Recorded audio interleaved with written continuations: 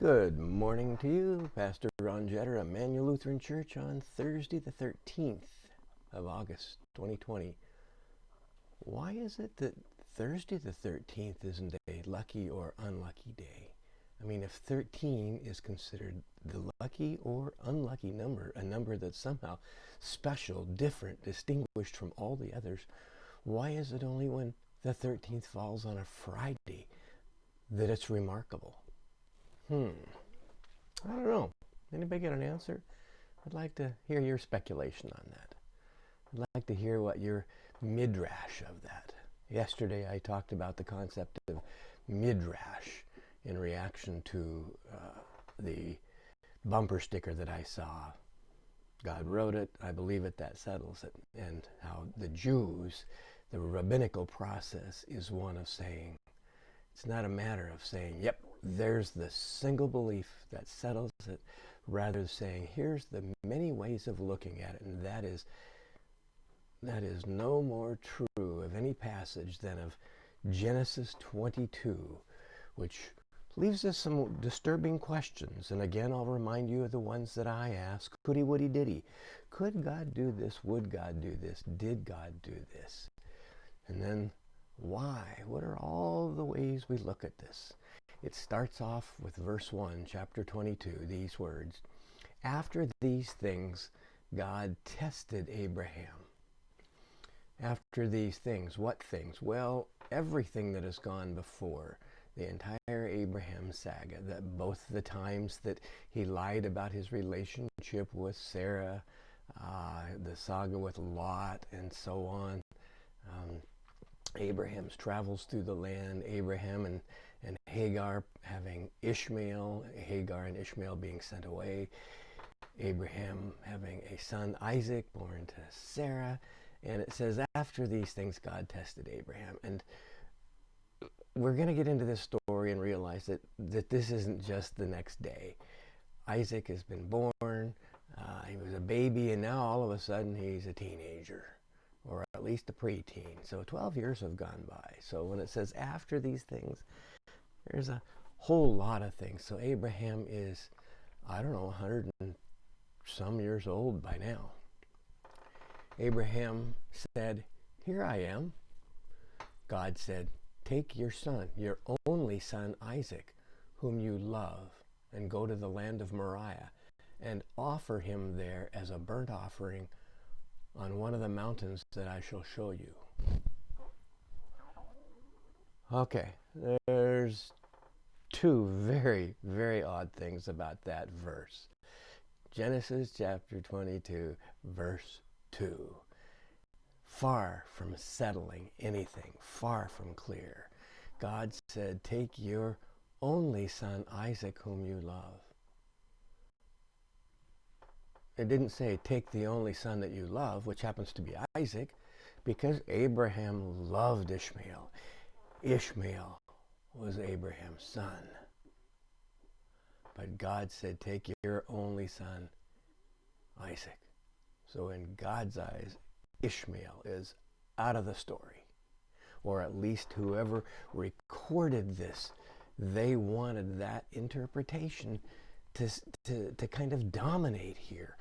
Abraham, you got one shot at becoming a nation whose descendants number like the stars, like the sand on a beach. One person. That's Isaac. You have no other sons. You have no other hope. Put all of your eggs into one basket, a basket named Isaac. That's the only hope you have. Oh, by the way, now take Isaac and kill him. And Abraham says, okay. Verse 3. So Abraham rose early in the morning, saddled his donkey, and took 2 of his young men with him, and his son Isaac. He cut wood for the burnt offering, and set out and went to the place in the distance that God had shown him. On the 3rd day, Abraham looked up and saw the place far away. Then Abraham said to his young men, stay here with the donkey. The boy and I will go over there. We will worship, and we will come back to you. So Abraham says, yeah, Isaac and I are going to go over there and worship. Isaac and I are going to come back. So Abraham is thinking that this is an allegory when God says, take your son. Now, I heard one interpretation. I really like this. God did not say to Abraham, take your son and sacrifice him. Rather, Isaac had become a teenager and he was driving his dad nuts. After all, he's 112 years old. And Abraham said, that's it.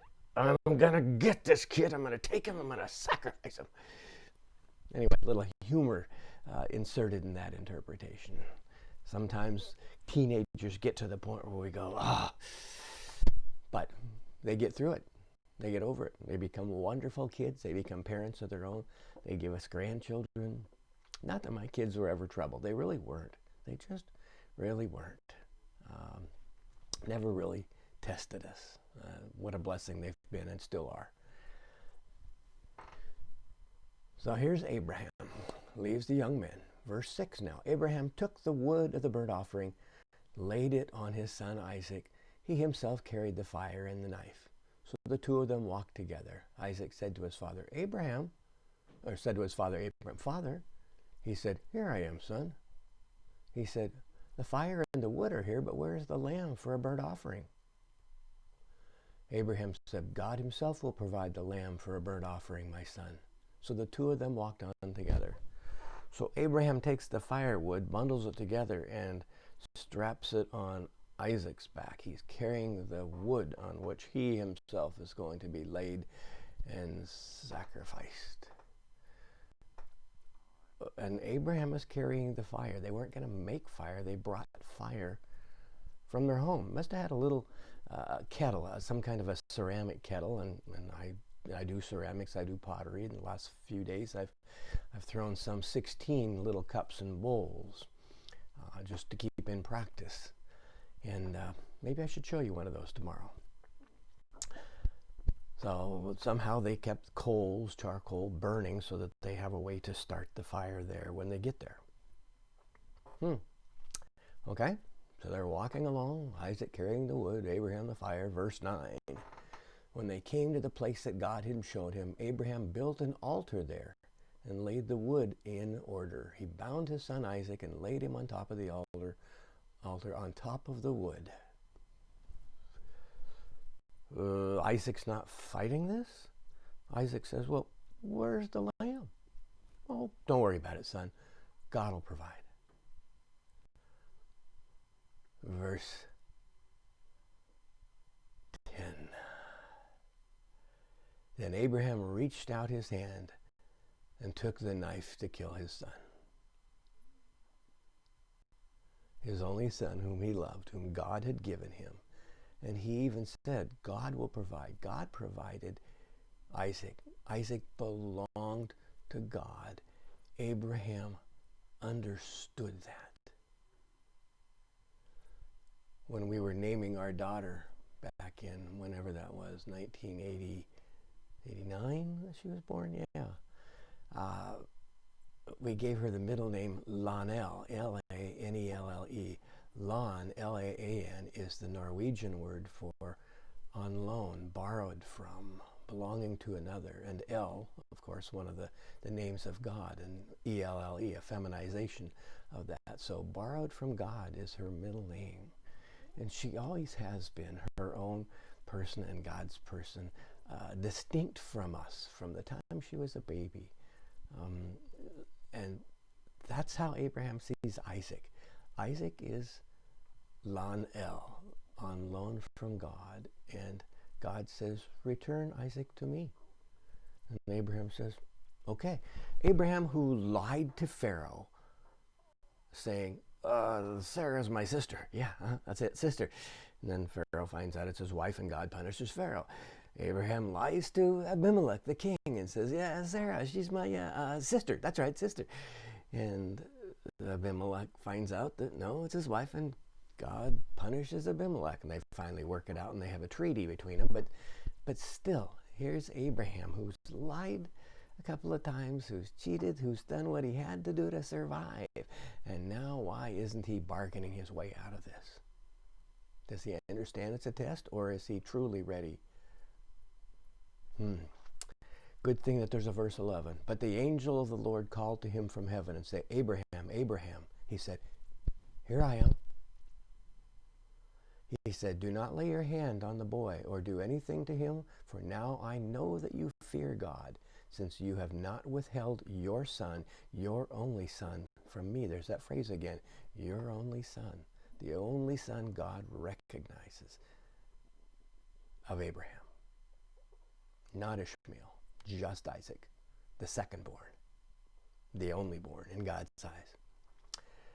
And Abraham looked up and saw a ram caught in the thicket by its horns. Abraham went and took the ram, offered it up as a burnt offering instead of his son.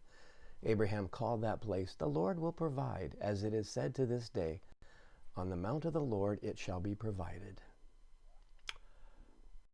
The angel of the Lord called to Abraham a second time from heaven and said, because by myself I have sworn, says the Lord, because you have done this and not withheld your son, your only son, I will indeed bless you, and I will make your offspring as numerous as the stars of heaven, the sand that is on the seashore.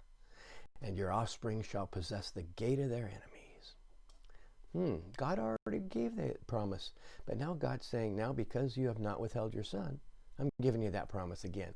Was the promise not true, not good? Was it not ratified? Was this really the ratification ceremony of that covenant with God? God had given it and now Abraham accepts it. Was this Abraham's way of signing that treaty, that sacred covenant with God? Questions, questions. Far from settled.